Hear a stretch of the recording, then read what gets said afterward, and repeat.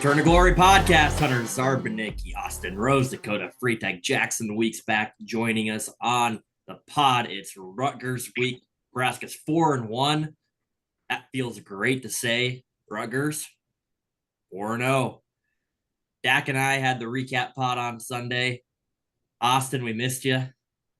I'm on sure Sunday you after suffered. that just thrilling win over Purdue. I can tell that the podcast probably just wasn't the same. We probably lost a couple fans, worried that I wasn't coming back. But, being in the woods of Michigan wasn't too bad either.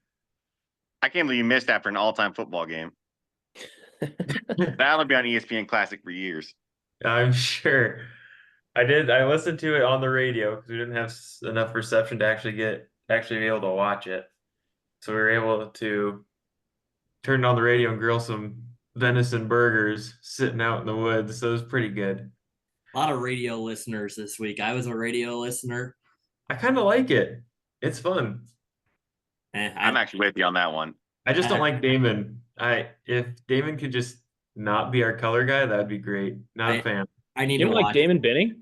I don't like Damon Benning. No, it's bad. You want Matt Too Davis positive back? or what? Too positive, and he tries to be clever, and it just does not work. His number shtick this year, for some reason, it's bad. Trying to add up the jersey numbers to make 6. Did Davidson get booted because of the whole Scott Frost thing, or? I don't know if they were actually officially there was ever a good story about that, but He's that our was NIL probably guy rumor. now. He's the Yeah. head of the collective, Uh-oh. 1910 collective, working hard. Look for at us. that. Jax, I'm sure you watched the game Yeah. on Saturday. Give us your thoughts. I guess we haven't talked to you for a few weeks. Give us your thoughts on where we're at. How you feel about the team so far? 4-1. Yeah, I mean, got to win. Boy, the first half was frustrating. I wasn't very happy. I probably wasn't a very fun guy to be around in the stands. I was sitting next to Arnie. He was to my left, and usually he doesn't like it too much when you are negative, but he wasn't very happy either. And then my fiance M was on my right, and hats off to Purdue. I mean, I was in a majority Nebraska section, but it was a sellout. There's a lot of people there. A lot of red too. Okay, so get this. So that's all people ask me, like, was it 40% Nebraska? I'm colorblind. So I'm looking, I can tell if you're a Nebraska fan if you're right next to me. But looking out in the stadium and saying it's majority red over black, like red and black just blends into me. So I'm like, I don't know. That's funny. But no, it was first half obviously frustrating. I will say this. I thought about this on the drive over here. I looked, and buddy from Beatrice was there too, Jesse Ginrich, and I looked over. I said, "We're not going to win this game.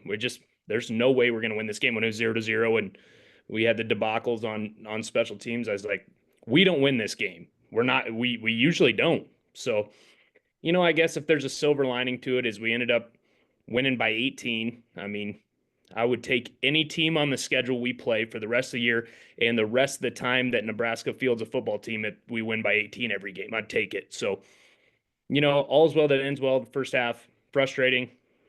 It was frustrating the first half. Wasn't very much fun. I didn't even watch the last drive before halftime. I had to go to the bathroom and needed some refreshments. I said, this is a good time to go. I don't even want to watch. So I didn't watch the last drive before halftime because I was so mad.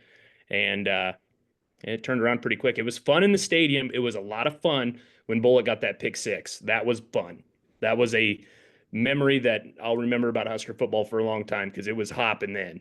And another funny thing, this is funny, but when Nebraska went up 7-3 in the third quarter, went up 7-3, Purdue fans started leaving. I'm not joking. They started leaving 7-3. When it got to be 14-3, everybody was leaving. And then there was a lot more space in the stadium, it was a lot more comfortable. And it was a weird day because it rained, it got chilly, it got hot. So it was a weird college football game, but I'm glad we came out on top. We're 4-1. You think about how many good teams don't play well throughout the season, and I just hope to God that was our game where it's like, yeah, we didn't play well, but we still won. I mean, how many good teams? How many teams that are going to play in a high-level bowl game are going to play for some this year are going to look bad from week to week, or look at the Kansas City Chiefs. My God, so I hope that's us. I can't say with what did Trev Albert say? There's no empirical evidence that it will be.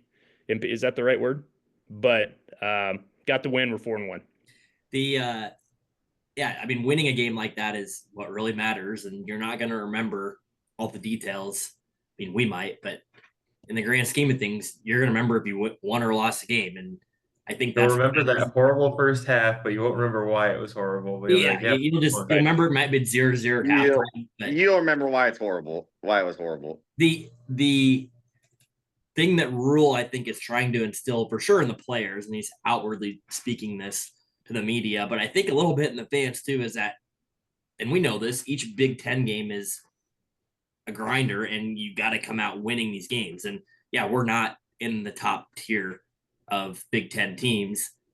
I also would say maybe we're not in the bottom. Purdue is probably in that bottom tier, but it's not like Purdue is a cakewalk like some of these other teams that are on people's schedules. So like you have to come out and win. And if you win the game, you're not going to really remember it, which is a good thing. And I think that's the message he's trying to preach is don't overlook anybody anymore, especially in the Big Ten. Clearly, we have our hands full here in the next couple of weeks, games that, I'll use this word again, should win, could win because we're favored. That's kind of where that's coming from. You're favorite. That means you should win according to Vegas. And we have another one here on Saturday against Rutgers. Wanted, before we move into Rutgers a little more heavily here, want to talk about the special teams a little more. That is the talk of the town on every Husker podcast. We already talked about it on Sunday. We're going to talk about it again. It just seems to be that lingering thing that hangs around that we can't get over. And it's been a variety of things, right? It's not just been a part of the special teams. You think that the kicking and the kickers need to do a better job. Well, then now it's the holders and the snappers and, the punting maybe is looking better, but then Bushini still nets 19 yards on a really fantastic punt because our coverage team doesn't get down there. Just a culmination of everything. I guess my question for you guys, and Austin, I'll start with you. Who's responsible? Like, who is responsible for, first, I guess, would you agree that special teams are not good? I would agree. Special teams are not good. Who's responsible? And then how do we fix it? Well, it was interesting. Rules press conference yesterday. He was talking about, he's like, hey, he wasn't calling anyone out, but he's basically said players got to play, during games, or they're like, we're getting these snaps in practice. We're hitting these kicks in practice. I can't make them perform on game day if they're performing in practice and then not performing in the game.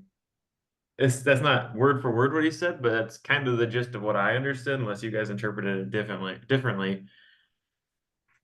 So, I mean, if you're going to put it on someone, it's got to be the players because, I mean, you can coach it,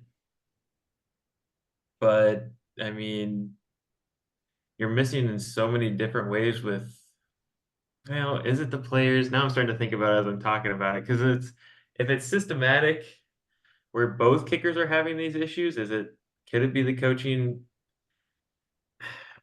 I don't know. Kicking specifically is interesting because it's such an individual role and there's not that much variation in what you're coaching. You're not coaching situationally for the most part outside of, hey, you're going to kick to this side, you're going to kick to this side, you're going to kick it through. That's pretty much it.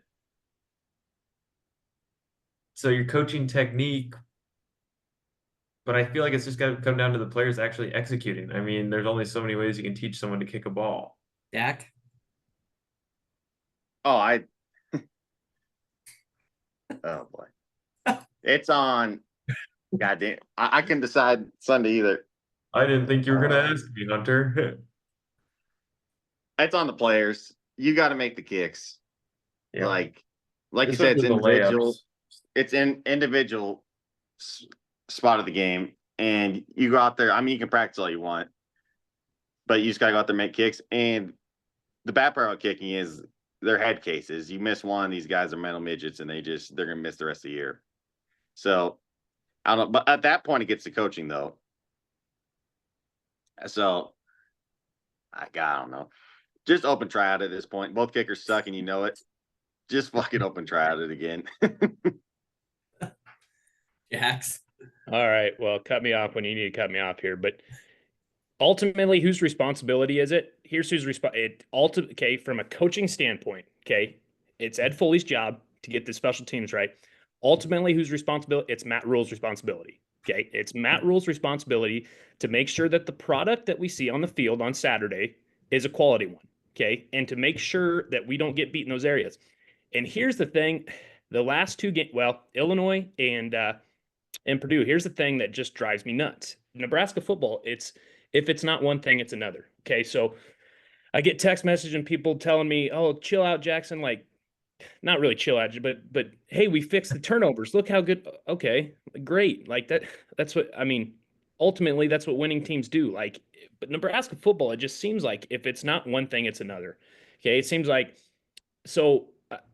I don't know. There's an underlying issue somewhere that something's not being done quite right or as effectively as possible because all season long, what was our emphasis all off season? All off season, it was turnovers. I mean, every drill they did was if you're a defender, get a turnover. If you're on offense, protect the ball. Okay, that's why we're good at it this year because it's a point of emphasis. Those things that get you beat and that win you games have to continue to be a point of emphasis. They don't just get fixed. Now that's fixed. No, you got to continue to work on it. You got to continue to emphasize it.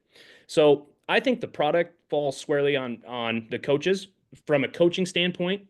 Now, you can't say that. I mean, coaches say that publicly, and players probably think it's on them. Coaches, whatever the case may be. But you got to, as the head coach, as the special teams coach, you have got to take care of that stuff. That's your job. Okay.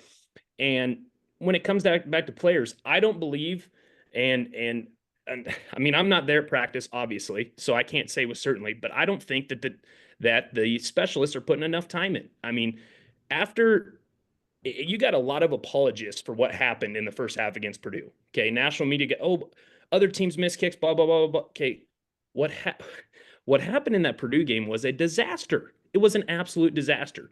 I'm not mad at anybody, not even but bottom line is I don't think our specialists are putting enough time in. Okay, tell me how many. Okay, our snappers. What do they do on offense? What do our snappers do on defense? Okay, they have one job to snap the ball. Okay, how many snaps can they get in this week and be fresh? Okay, how many? In my mind, those snappers should be snapping 1,000 times, and the security guards at Tom Osborne Sports Complex or whatever it's called should have to kick those guys out of the facility. There's just no reason for it. Okay, and I'll tell you one thing, and this is, it was an 8-hour drive home, so I thought about it a long time. Okay, Buschini played a heck of a game, maybe his best game as a Husker. He had 2 maybe touchdown saving tackles. Okay, a big hit on a kickoff, got the guys fired up coming out of second half. Okay, those holds he had when the kicks were blocked, it was a heck of a job by Buschini to get those down and have him a chance. I mean, he calmed down well. That was incredible. Okay, and then he's got 5 kickoffs for touchbacks through the end zone. Okay, I don't know why we mess around with that. Why are we try to figure out who the best kicker is. Kick it through the end zone. Okay, there's just the chances, and it's called mitigating risk. Okay, the chances of something bad happens when you kick it through the end zone, it's 0. It's 0. Kick it through the end zone. So we had But 5. you have a good touchbacks. defense that you're putting out there. Right. He had 5 kicks for touchbacks, and then he had 3 punts inside the 10, 1 inside the 5, and 1 inside the 1 that should have been down at the 1. I mean, the gunner fell down or whatever. That's the gunner falling down is to me not near as big a deal as, hey, he pinned it inside the 1. Like, the gunner's got to execute, but Buschini had that good day. So to me, Buschini is about my age. He's probably in his 30s. I don't know. Looks like it. Wears his wedding ring on the field. He's got to be the leader and get those guys and say, hey, guys, let's get obsessed. Let's get obsessed with the process. Let's get in the facility. Let's be in the facility longer than anybody else. And it can be fun. Let's have a blast seeing how good we can get. Let's do it. And I mean, Rule said in his presser, the guys are doing what they're supposed to do. They got to put in extra work. They got to do extra work. Give them get on Google and find a place kicker program and find a placeholder program and find a long snapper program and do it over and over and over again. Okay. And that's how you fix those things. We're gonna start So Googling stuff a couple weeks ahead of Indiana. We better be careful not to Google Indiana coach's name. Cigar boat. That's what I call him. Yeah, a lot of good things. So I'm with Jackson. I do think, and this obviously comes from a coaching background, it falls on the coaches. It falls ultimately on Rule. To add to what you're saying and talking about how Rule's responding, I'm getting a little sense that Rule's getting a little antsy with our Nebraska media fan base reactions to things with regards to the special teams talk. I think he wants to talk about the positives, which I don't blame him, because he did bring up all the specifics Jackson just mentioned. And then, the Mazuka thing brings it up and he's like trying to just shut it down immediately, constantly. I feel like Rule, and I don't know if this is good or bad, I don't know. But early on, he's like, it's on me. It's on me to figure this out. It's on me to. He did throw a little bit back at the players this week, which I thought was interesting. It is on the coaches though, and I hope that we're not getting to Scott Frost level. I'm not saying we are, because that was clearly, well, they just got to be able to make the play on the field. We're doing everything we can. I don't know that we're fully there, but the coaches need to figure out how to get this fixed. And like we said, we don't know what they're doing in practice, but I agree. Like, put in the time, do it until you're sick of it and you don't know any better. Like, there's no excuses at a Division I Power 5 program that we can't execute something that's your only job at doing. Like, so, maybe that, from a competitive mindset, like everyone in the country, just hype. Everyone in the country thinks you guys suck. You guys sucked in this game. Everybody thinks you guys think you suck right now. Okay. Who cares? Have fun with it. Go have a blast proving people wrong. Go see how good you can get. To me, that sounds fun. I get fired up talking about it. Go prove people wrong. See how good you can get by the end of the year. And I think these guys hopefully want to do that. I think they need to see a little success, and that's the whole chicken before the egg thing. Is if they're not going to see it, it's hard for their minds to get right in doing it. Well, to me, that's all kind of bullshit. If you just put in the time, I think you're going to see the results come. And again, I don't know what they're doing in practice, so I don't want to spend too much time on special teams, but I do think that, like, in a win, it's easy to say, everybody misses kicks. We lose that game. You lose, but we've lost how many nightmare. games because of kicks? You could argue that the Illinois game was lost potentially because of the kick. It is a problem. We can't overlook it. Some people are trying to say, is this really a problem? It's a problem. Yep. Again, there's some issue. Think about Timmy Culp. How many years or 2 years ago, he was the Big Ten kicker of the year and comes back and just loses it. Like, what is going on? Like, to me, it's get sick with the reps. And I know we got to move on here, but I'll say one more thing about Coach Rule. I really believe in Coach Rule. I really like him. When somebody says something bad about him, I shut him up. I really believe in Coach Rule. So after the game, I said, guys, I'm like a little kid around Husker football. Let's walk down the locker room and tell the guys good job as they're walking. Okay, so we walk down the locker room. Rule passes me on a golf cart. Okay, and my fiance Em goes, hey, Jackson, there's Rule right there. I didn't see him. There's Rule right there. So I stopped, chased him down. Coach. He kind of looked at me and I said, hey, good job, coach. And maybe I caught him off guard, or he thought I was going to say something bad to him, but he was visibly like, he was talking to another guy, and I was like, gosh, he's not in a very good mood. 2 seconds later, when he got to the post-game press conference, he changed his tone. So, I think I believe that Rule has a plan. So when he kind of gets on people in the media or kind of is, his tone with the media has changed a little bit. I think he's got a plan in place. I guess that's what I believe, so I think he's trying to challenge the players through the media a little bit. And I'm seeing the cup half full with him because I believe in him. And I could be wrong, but that did happen. I was like, gosh, he's not very happy. And then 2 seconds later, he totally changed his tone. So and with the media conversation too, what ultimately matters on who's listening to the media? No one gives a crap about what the media members, the fans truly, the fans a little bit because they're your donors and the NIL on that side. But ultimately, when Rule talks, He wants to make sure the message is coming out well for his team so they can come out and perform. Yep. Week after week. So I think he knows. I think you're right. Like I think he knows that. And he's strategically saying things to make sure that goes well. Okay, Rutgers. I'm going to throw Indiana in here, but I said at the beginning of the year, these two games, I mean, all these games here to me are more important than any games in the rest of our schedule. I know we talk about every game's important, but seriously, these two games could flip the momentum one way or the other. Specifically this week against Rutgers at home, an undefeated team. They're not ranked. Some people thought they maybe were going to be. I can't believe they're not. We're a 7-point favorite. At home, they beat Howard, Akron, both whooped them. They won on the road at Virginia Tech, who is underperforming this year by 3, and then they beat Washington last week, also by 3. They are led, and I'm going to start running back because that's going to be the talk of the week. Like Kyle Monangai, he is averaging, I believe, 24 attempts per game. He's already got over 500 yards. He was the leading Big Ten rusher last year.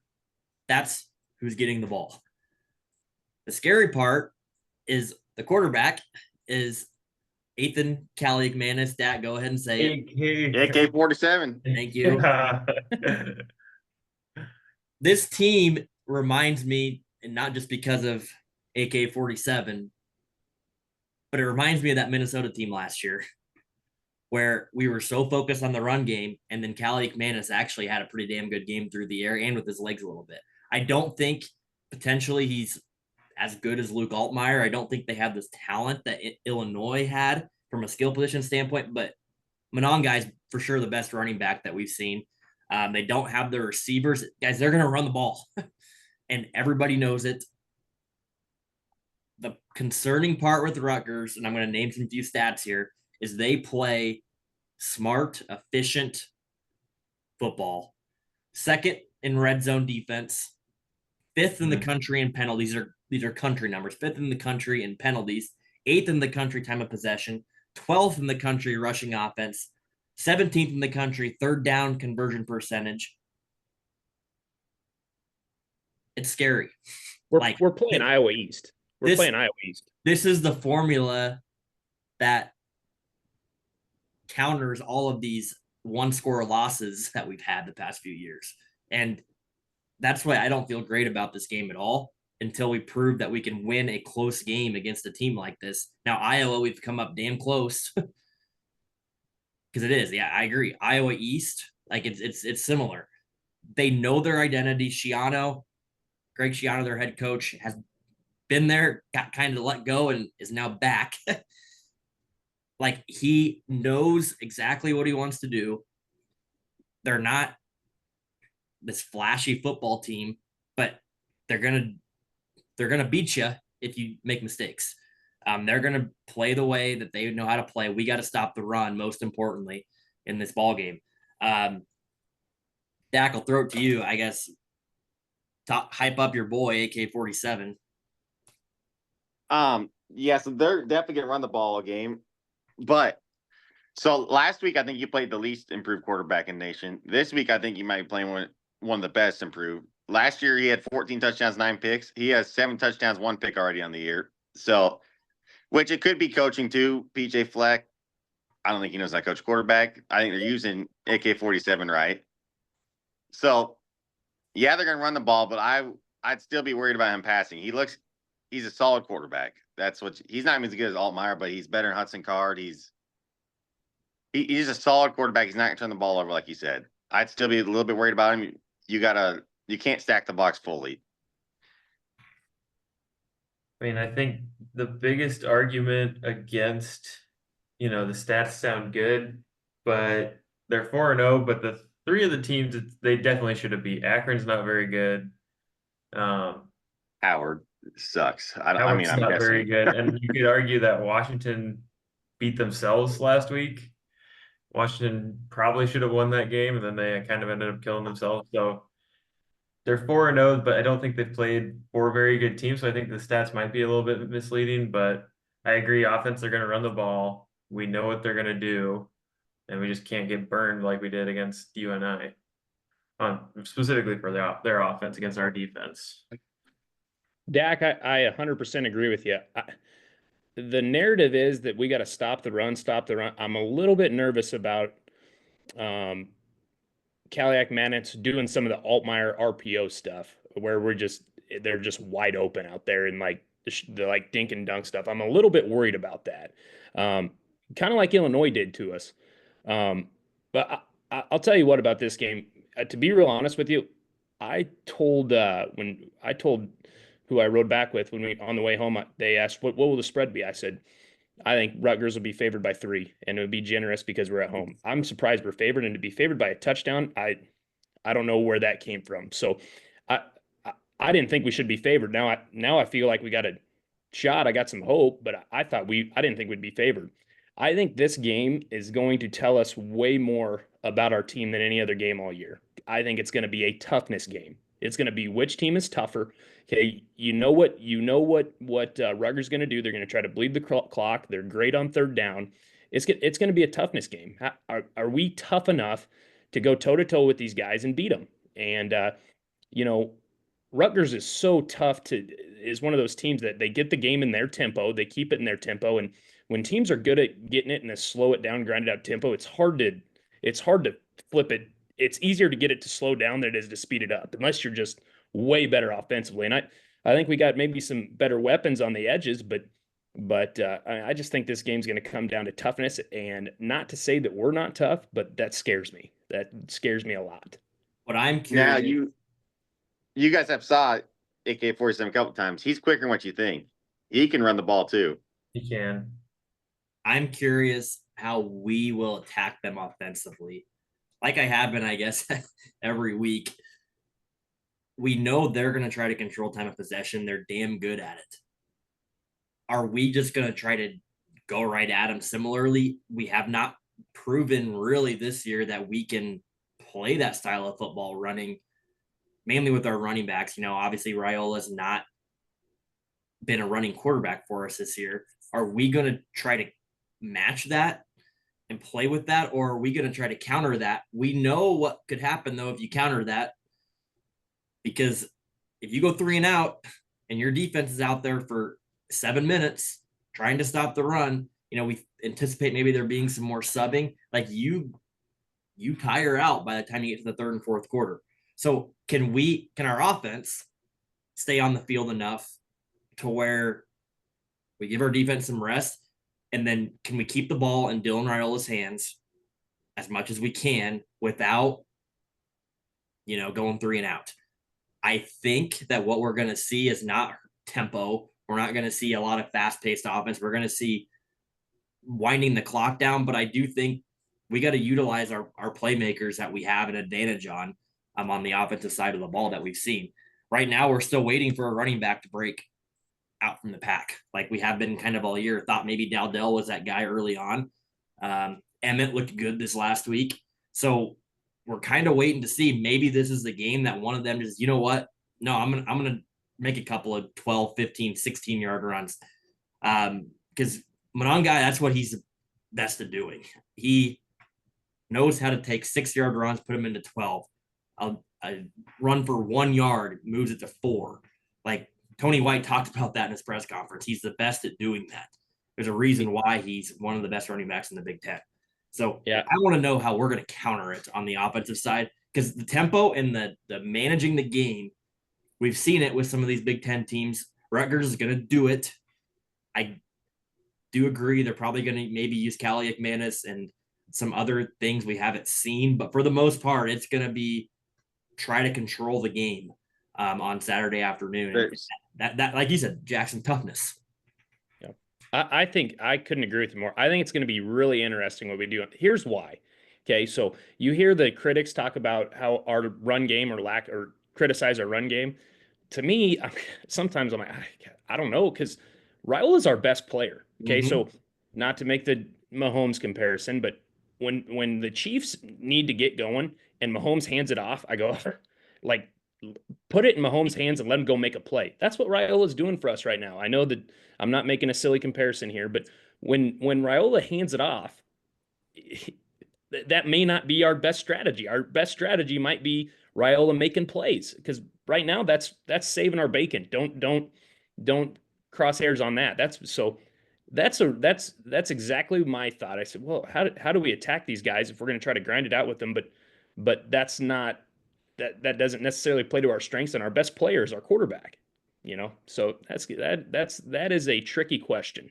Yeah, I think my biggest concern for us offensively is, you talked about that second in the nation in red zone, and then we just got done dragging our special teams through the mud. You know what's really good to have when a team's really good in the red zone? A kicker that's going to put the ball through the pipes. So that's a little bit concerning, where it's like, okay, these guys are really good at a short field when you want to put a kicker out there if they get stopped on third down. And we might get put in a position where we're just going to have to go for it on fourth down because we don't trust our kickers out there. That's what worries me. And I'll tell you this, it would be absolutely monumental to get the lead. If we can get the lead, if we can get a touchdown lead, and we can be playing, and every time our offense is out there, it's either to go up by more or it's tied. That is huge. So Huge. if we can get the dang lead, just get the lead. And then, their time of possession and their bleed it out, grind it out, and what we do on offense is not, it's still important, but it's not all that pressure's on you. It's not as important. So Agreed. get the stinking lead. There's one factor we haven't talked about yet, and it's gonna factor in the tempo and subs. The weather. It's gonna be hot as hell. It's not as hell. It is. So I don't think you want to run tempo at all. And we haven't shown much tempo yet this year, so I don't know why we would. But I mean, I agree. It's going to be windy too, hot and windy for an October day. That's good for your kicking. Yeah. All right. Well, Dak, let's get to your picks here as we close out the pod. You went 8-7 last week. I believe you are 38-37-1 on the year, but you are 4-2 on locks. Hey, put $100 on those, you're up $200. So there you go. Put $100 on my lock this week. Great math. All right. Reminder, say your other team they're playing and let the people hear your picks. All right. Let's start it out. Missouri plus 2.5 against Texas A&M. Wisconsin minus 14 against Purdue. Boston College plus 1 against Virginia. Navy minus 10 against Air Force. Nebraska minus 6.5 against Rutgers. This is my lock right here. Clemson minus 14 against Florida State. Florida State sucks ass. By the way, DJU is ranked higher than Raiola in the NCAA game. Okay. Minnesota plus 8 against USC. UCF minus 2.5 against Florida. Kansas plus 2.5. I did not put who they're playing. All right. Arkansas plus 13 against Tennessee. Vandy plus 23 against Bama. Tulane minus 15 against UAB. Auburn plus 24 against Georgia. Indiana minus 14 against Northwestern. And Sam Houston against your boys, UTEP minus 10. You do 15 again? Yep. What I was going to ask you, what's up with the 15? You just got to keep it even. That's why I did second week. Maybe if you shortened it though, and gave your maybe 5 to 7 favorite ones, your record would be a little better. Nope, you got to do 15. The lock's all that matters. Everybody listens to this, put $100 on it, and if they loses, I didn't say it. Jackson said it. Yeah. Survivor picks. We had some close calls this week. Really freaking close calls. Austin had 2 of them. Yeah. With Boston College and Miami of Ohio. Oh, yeah. I had the Miami of Ohio close call, and then Dak tried to pick LSU 2 weeks in a row. So didn't Nicky notice? On the pod, threw LSU out there. I nixed that. He said, give me the U. And then Dak had to make a last-minute phone call to make sure the refs overturned that call on Friday night to make sure he survived Survivor Pool. Yep. I completely forgot I had the U till now. That's a bullshit call. We can get into that some other time. Virginia Tech won that game, but all right. Okay, my 4 this week that I took, I have Penn State Against UCLA, boy, UCLA, it's going to be rough for them the next few weeks, this week especially. Boise State, I have them against Utah State. UConn, I don't love it. Scares me. I have them against Temple. I do think Temple's really bad. I don't think UConn's very good either, but that one scares me. TCU, I also don't love it. I'm trying to stay a little bit aggressive here and keep some of my big teams for the end, but it might cost me. I have TCU against Houston as my fourth one. I'm taking the same approach as you, trying to keep all of my big ones for the end. I got Jacksonville State over Kennesaw State. I have Bowling Green over Akron. I also took UConn over Temple, and then I got Northern Illinois over UMass. We're going to go against UMass for the third time in 6 weeks. So they almost burned me last week. One of these times they're going to get me. All right, you guys got to start losing. I'm running out of teams that I'm going to start picking underdogs here. I got Clemson against Florida State, Navy against Air Force, Tulane against UAB, and James Madison against somebody. Did not put who they play, but they'll win. Louisiana Monroe, because I had that written down. Yes, that one scares the piss out of me. Hey, that's the one I was like, ah. I'm calling it. You're losing it on Air Force this week. Really? Yep. Like I said, I've watched before we start. I said I've watched Navy all this whole year. They are awesome. They are a very well-rounded team. That's not what you said. You said I've not watched Navy at all, and all you know is what you've heard.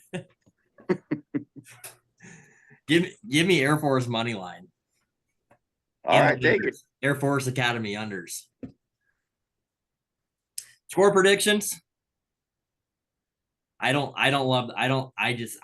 feeling good, guys. Not either. I want to say we're going to win a 1-score game, but I thought maybe we were going to do Purdue 1-score game. That didn't happen. I'm going to go Rutgers.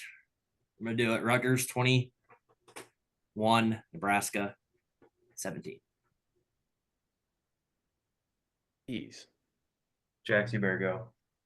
Okay, I'm going to gosh, Hunter. I'm looking Everyone just got quiet. Gosh, I'm gonna go Nebraska 24, Rutgers 14. It cannot be a 3-point game for obvious reasons. That's a joke. Just real quick here. Oh, go ahead, guys. Get your pick. I got Nebraska 21, Rutgers 24.